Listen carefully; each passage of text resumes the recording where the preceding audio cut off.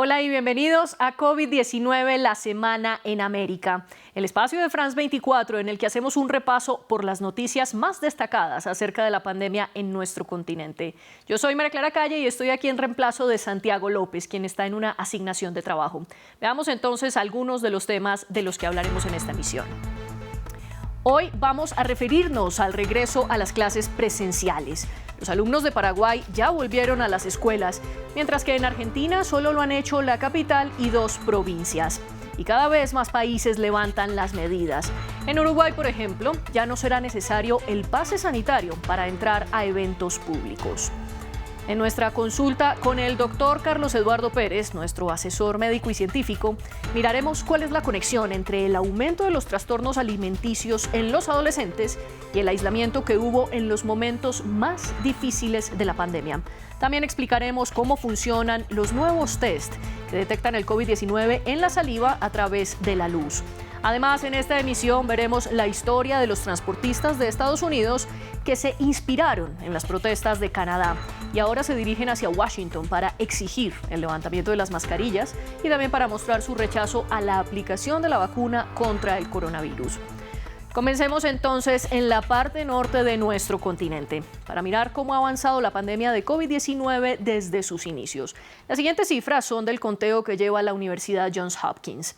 En Canadá se han detectado más de 3,2 millones de contagios y se han reportado cerca de 36.000 muertes a causa del virus.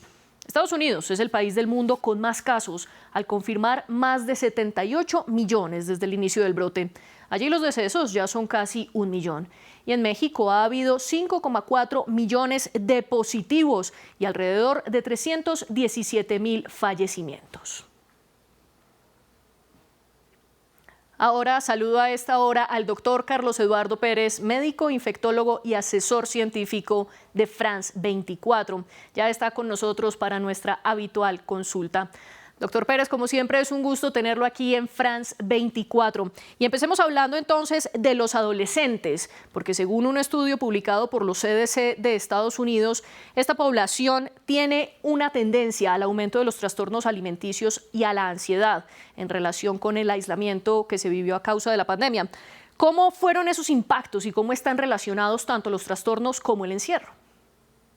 María Clara, lo que nos muestra el CDC es algo que conocemos, que es la enfermedad mental, lo importante que ha sido esa exacerbación de la enfermedad mental, esta vez en esta población joven y adolescente, donde se incrementa la ansiedad y la depresión.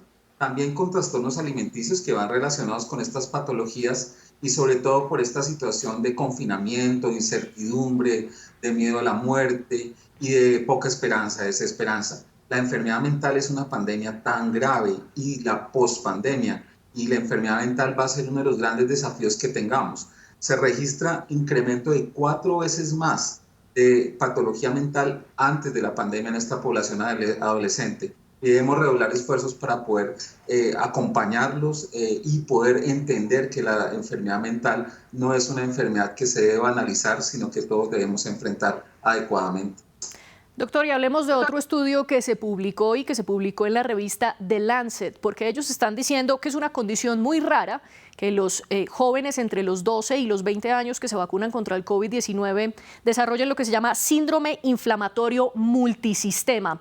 ¿En qué consiste este síndrome y por qué es poca la probabilidad de que ello se dé en estos jóvenes? Este síndrome inflamatorio multisistémico lo conocimos desde los principios de la pandemia en Italia, sobre todo en población pediátrica. Y en el transcurso de estos 2 años hemos visto que si bien es infrecuente, no dejan de aparecer casos, sobre todo en población joven, y se relaciona a una situación que pasa unas 2 a 3 semanas después del COVID, en donde hay una respuesta del sistema inmunológico inadecuada y afecta a los órganos, desde la piel, el cerebro, el corazón, y es necesario utilizar modificadores de la respuesta para evitar esta situación. De ahí la importancia de vacunar en niños y adolescentes. Si bien vemos que los niños y adolescentes no fallecen, sí pueden tener esta complicación de la respuesta inflamatoria sistémica, de este síndrome, y por eso es necesario también reenfocar la vacunación para prevenir esta complicación del COVID. Y pasamos de hablar de la vacunación a hablar de las pruebas para detectar el COVID-19, porque en España, concretamente el Instituto de Ciencias Fotónicas de Barcelona, está desarrollando un dispositivo que podría detectar el COVID-19 en la saliva a través de la luz. Doctor, explíquenos un poco cómo puede funcionar este dispositivo y por qué la luz es tan importante. Realmente es un proceso muy ingenioso, en donde lo que se hace es recolectar unas gotas de saliva y utilizar anticuerpos, es decir, defensas que reconocen el virus. Pero estas defensas están marcadas con fluoresceína, que se puede colocar en un dispositivo que puede leerlo como una luz fluorescente y detectar pequeñas cantidades. Esta es una fase experimental con unos 50 pacientes, en donde encontraron sensibilidades y especificidad cercana al 90%, muy similar a una PCR, muy similar a una prueba de antígenos. Son una forma de hacer diagnóstico que puede ser más portable, incluso más económica, y debemos esperar a la evaluación clínica y recordar que una prueba diagnóstica no solamente hace la confirmación del COVID-19, sino se debe tener en cuenta el momento epidemiológico y los síntomas clínicos del paciente. Pero son buenas noticias porque puede ser accesible, más económica y disponible en varias partes del mundo. Bueno, ya miraremos si esta evaluación clínica la supera este dispositivo para lograr lo que usted nos está contando. Y ahora vámonos a América, concretamente a América Latina, porque cada vez más países están levantando las restricciones, como que ya no es obligatorio el uso de tapabocas o permiten el aforo al 100%. Es hora de levantar estas medidas. Yo creo que hay que empezar a dar pasos por ejemplo, retirar los tapabocas de espacios libres, no es retirarlos del todo, y hay que hacer algunos cambios paulatinos para retomar sobre todo la confianza en la sociedad, y ya conocemos que los espacios abiertos y bien ventilados no son el mecanismo que se adquiere la transmisión, es en los espacios cerrados y mal ventilados. Sin embargo, esto debe acompañarse de un proceso de vacunación que todavía estamos retardados. Nosotros debemos saber que la vacunación se llama completa cuando tiene 3 dosis o 2 dosis cuando se utiliza el biológico de Janssen. Pero una vacunación incompleta no asegura retirar los tapabocas. Debemos seguir creciendo en vacunación, ir avanzando en desmontar los tapabocas, pero sobre todo con pedagogía social, con acercamiento y brindándole la información a las personas, porque para las personas quitarse un tapabocas, ahora que hemos insistido durante 2 años que es necesario, pues también tiene un poco de miedo y de limitaciones. Entonces debemos acompañarnos con educación para poder hacerlo paulatinamente. Bueno, y aquí le haremos el seguimiento a esto. Gracias, doctor, por estar con nosotros. Y en otras noticias, desde su inicio, la pandemia de COVID-19 agudizó la inseguridad alimentaria en diferentes países latinoamericanos y del Caribe. Esto provocó un retroceso en los logros alcanzados en la lucha contra el hambre en la región en las últimas 2 décadas. De otra parte, las autoridades insisten en la vacunación como la mejor manera de vencer al coronavirus, tal como lo decía nuestro doctor. Veamos más en el siguiente informe. Los efectos de la pandemia de COVID-19 en América Latina y el Caribe fueron tan devastadores como los de una bomba atómica. Así lo afirmó Julio Verdegué, el representante regional de la Organización de las Naciones Unidas para la Alimentación y la Agricultura. Esto porque borraron todo lo logrado en las 2 últimas décadas en la lucha contra el hambre y en el acceso de las mujeres al empleo. Vuelvo a insistir, en América Latina comida hay. Comida hay. Lo que falta es dinero para comprar la comida. Entonces, en la medida en que se recupere la economía y el empleo, pues eso va a ayudar muchísimo a disminuir las tasas de hambre. Según la Organización Panamericana de la Salud, el hambre en la región está en su punto más alto desde el año 2000. Y en tan solo un año, en el contexto de la pandemia de COVID-19, el número de personas que viven con hambre aumentó en 13,8 millones, alcanzando un total de 59,7 millones de personas. La OPS también indicó que 4 de cada 10 personas en la región, es decir, 267 millones de personas, experimentaron inseguridad alimentaria moderada o grave en 2020, 60 millones más que en 2019. Sin embargo, no afectó por igual a hombres y mujeres. En 2020, el 41,8% de las mujeres en la región se quedaron sin alimentos o pasaron un día o más sin comer, en comparación con el 32,2% de los hombres.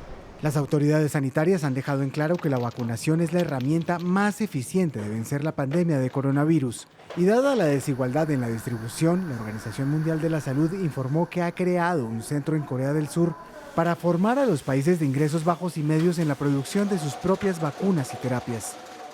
Producing mRNA vaccines poses some barriers to low and middle income countries. Producir vacunas de ARNM plantea algunas barreras para los países de ingresos bajos y medios, como sus costes, el hecho de que requieran una cadena de frío que es difícil y cara de implementar. También requiere una mano de obra cualificada y formada. En la actualidad, los centros de formación en biofabricación se encuentran principalmente en países de renta alta y funcionan con un sistema de pago, lo que los pone fuera del alcance de muchos países de renta baja. Putting them out of reach for many lower income countries. A pesar de que América Latina y el Caribe ya inoculó con el esquema completo a más del 63% de su población total, 20 de los 35 países de las Américas aún no vacunan ni al 40% de su población total, según la America Society, una organización estadounidense dedicada a la educación, el debate y el diálogo sobre las Américas. Y ahora vamos al sur del continente. En Argentina ya algunos estudiantes volvieron a la presencialidad y se espera que todos comiencen a hacerlo a partir del 2 de marzo. Los niños y niñas no necesitarán pase sanitario para entrar a las escuelas y las clases ya no serán con turnos burbuja, por lo que los menores podrán encontrarse con otros grupos. Vamos entonces a Buenos Aires, donde está nuestro corresponsal Natalio Cosoy.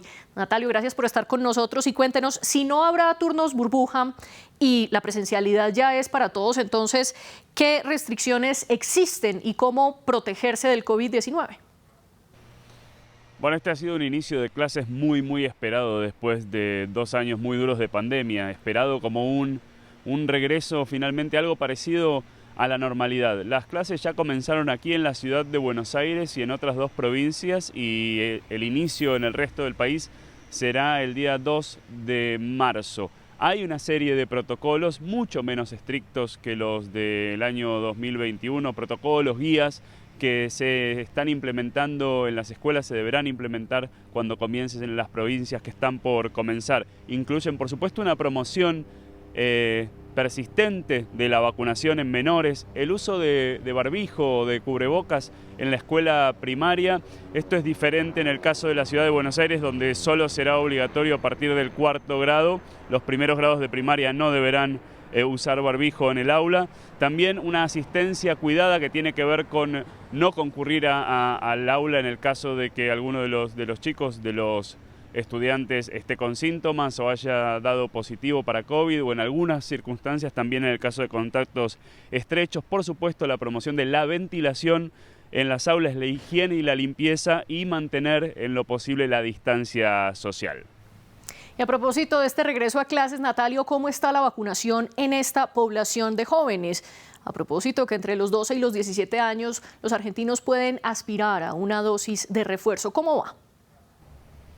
Bueno, eso es clave, ¿no? Con este regreso a las aulas en el país, la vacunación en menores. El gobierno nacional ha hecho una campaña bastante importante para promover la vacunación en menores. Ha sido un poco más lenta al principio, sobre todo con los más pequeños, con algunas dudas de los padres, pero esas dudas en general se fueron despejando en la mayoría de los casos. En algunos casos también fue difícil lograr que los adolescentes terminaran, por ejemplo, de ir completando sus esquemas, pero en todo caso es algo que va avanzando. En este momento, entre 3 y 17 años, que es la edad justamente escolar y a partir de la cual hay vacunación para menores en Argentina, hay cerca del 65% de la población de esas edades con esquema completo o más dosis. Hay un 20% que solo tiene una dosis y hay algo más de 15% de esa población sin vacunar. Y ahora hablemos del panorama de la pandemia. ¿Cómo van los contagios que han caído drásticamente desde enero? ¿Cómo se siente la situación epidemiológica en Argentina?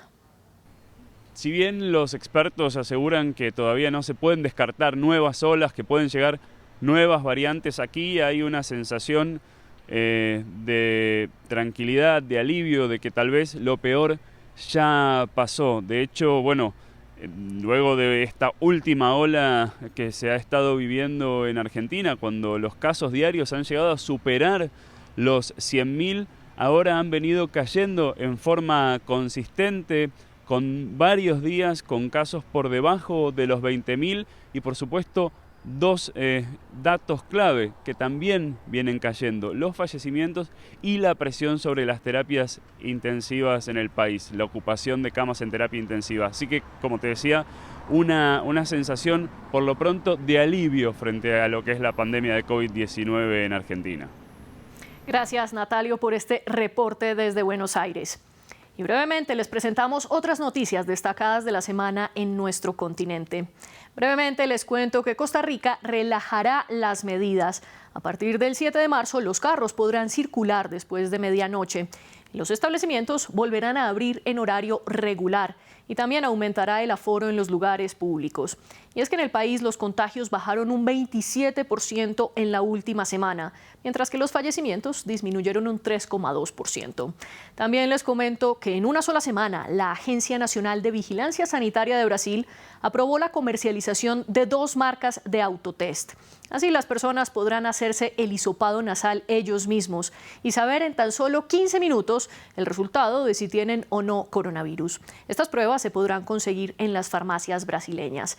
Y brevemente también les digo que el gobierno de Ecuador firmó un manifiesto de intención con la farmacéutica Sinovac para instalar en los próximos 2 años una planta de vacunas contra el COVID-19. La negociación comenzó el año pasado con la visita del presidente ecuatoriano Guillermo Lasso a China. Y ahora hablemos de qué está pasando en Estados Unidos. Un pequeño grupo de transportistas se está movilizando para llegar hasta Washington y protestar en contra de los mandatos sanitarios por el COVID-19. El llamado Convoy del Pueblo, que partió desde California, está inspirado en el movimiento canadiense del Convoy de la Libertad. Sin embargo, estas manifestaciones llegan cuando los casos y las hospitalizaciones por el virus siguen disminuyendo en Estados Unidos y además cuando los mandatos se están relajando o levantando. Unas 2 docenas de camiones de 18 ruedas y 50 camionetas y vehículos pertenecientes al Convoy del Pueblo iniciaron el pasado miércoles un viaje de 11 días desde California hasta Washington para protestar en contra de las restricciones impuestas por la pandemia de COVID-19, siguiendo la línea de las manifestaciones que paralizaron Ottawa, la capital de Canadá, durante semanas, pero en una menor escala. Actualmente estamos protestando contra los estados de emergencia que se han puesto en marcha y esperamos acabar con todos los mandatos, tanto de mascarilla como de vacuna, para todos los empleados federales, los trabajadores de la salud y el personal militar del Departamento de Defensa. En Washington se están haciendo preparativos para la eventual llegada de convoys y otras protestas similares en los próximos días.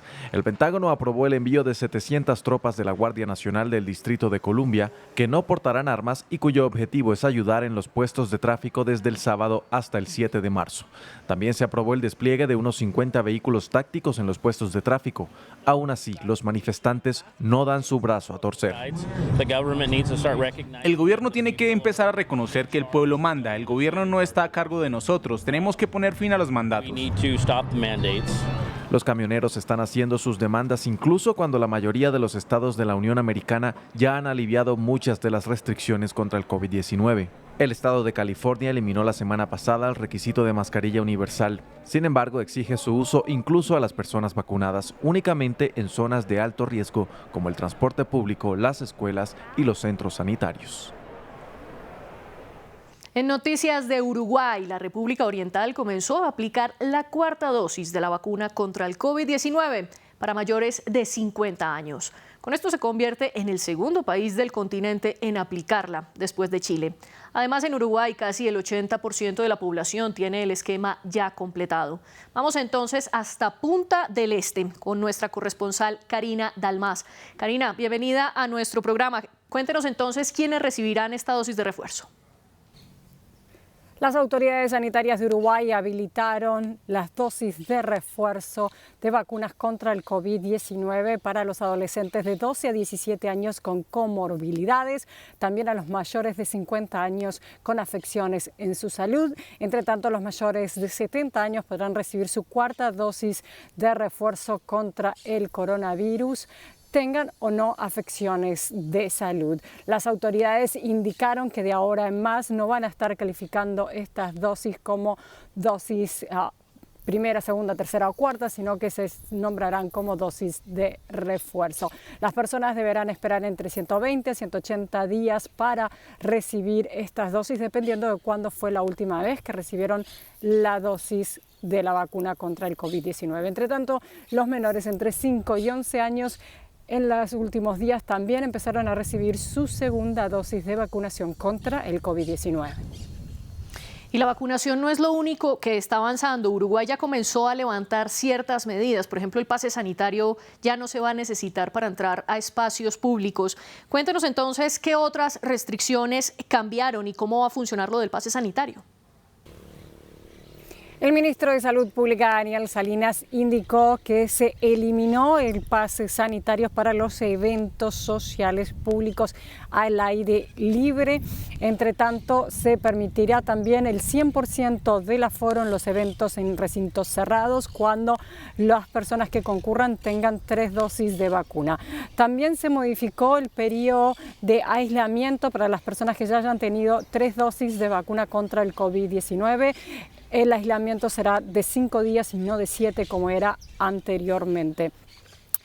En los últimos días también se generó una polémica en torno a una recomendación del Ministerio de Salud Pública que indicaba de cara a la vuelta a clases cómo tomar medidas en caso de un brote dentro de un centro educativo. El ministro Salinas recomendó que tanto vacunados como no vacunados, pero que hayan tenido la enfermedad recientemente, no deberían aislarse, pero sí aquellos niños no vacunados. Esto generó una polémica. Las autoridades de la educación dijeron que la recomendación la encontraban discriminatoria y por tanto el presidente Luis Lacalle Pou dijo que esta no se va a estar aplicando en el nuevo protocolo que estarán utilizando las autoridades de la educación en la vuelta a clases.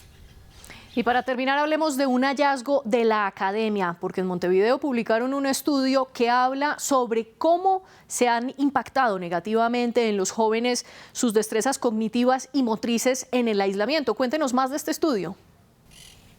El informe de la Sociedad para la Investigación del Desarrollo Infantil de la Universidad de la República del Uruguay, hecho en los menores y su impacto tras la pandemia de COVID-19, indicó que los retrasos en las destrezas de los niños han sido diferentes y desparejas a lo largo de sus habilidades. Destacó que el mayor retraso se ocurrió en cuanto al lenguaje, las matemáticas y las habilidades motrices. Indicaron que además de este retraso cognitivo, los niños de 5 años sufrieron también un impacto en la conducta, en su actitud hacia el aprendizaje. Esta información es muy relevante dado que lo ocurrido en la edad preescolar hacia la escolar, o sea, entre los 4 o 5 a los 6 años, impacta el futuro de sus habilidades cognitivas de estos niños en la edad más adulta. Esta información será tomada en cuenta por las autoridades educativas, quienes también indicaron que en el regreso a clases se estará realizando una evaluación del estado de habilidades de los niños y estarían aplicando la currícula educacional de forma de adaptarse a poder favorecer el desarrollo de las habilidades de los niños de acuerdo a su edad, pero no necesariamente utilizando la currícula educativa previa a la pandemia. Estaremos atentos a esa evaluación. Gracias, Karina, por estar con nosotros. Veamos cómo ha avanzado la vacunación en el continente americano. Hoy vamos a hacer un recorrido por países suramericanos y su porcentaje de población vacunada, según los datos de Our Rolling Data. El 65% de los colombianos ya tiene el esquema completo, mientras que el 15% está parcialmente vacunado. En Perú, el 70% de la población tiene todas las dosis y el 6% todavía no completa su vacunación. Mientras que en Bolivia las cifras son más bajas, pues el 47% ya tiene la totalidad de las vacunas y el 11% tiene el esquema parcial. Las autoridades de Ecuador están pensando en relajar las medidas sanitarias dentro de los próximos meses, ya que más del 84% de su población tiene todo el esquema completo de vacunación contra el coronavirus, esto según cifras oficiales. Un caso similar es el de Colombia, que aunque tienen un menor porcentaje de población vacunada, este país ya levantó el uso del tapabocas en espacios públicos y en ciertos municipios. Ariana Villacorta nos trae todos los detalles. Una inversión de más de $600 millones en vacunas contra el COVID-19, además de las que han recibido a través de donaciones, ha permitido a Ecuador inocular con una dosis a más del 88% de su población total, a más del 84% con 2 dosis y a más del 21% con dosis de refuerzo. Cifras que, junto al 68% de positividad en pruebas PCR y casos reportados, hacen posible que el país andino investigue si el 92% de su población es inmune al COVID-19, un análisis que será dado a conocer dentro de unos 3 meses. Aún así, suscribió un manifiesto de intención con la farmacéutica china Sinovac para el establecimiento de una planta de vacunas contra el COVID-19 y otras enfermedades, mientras que la farmacéutica medicamenta ecuatoriana anunció la firma de un acuerdo de colaboración con la estadounidense Moderna para la distribución y comercialización de su vacuna en territorio ecuatoriano.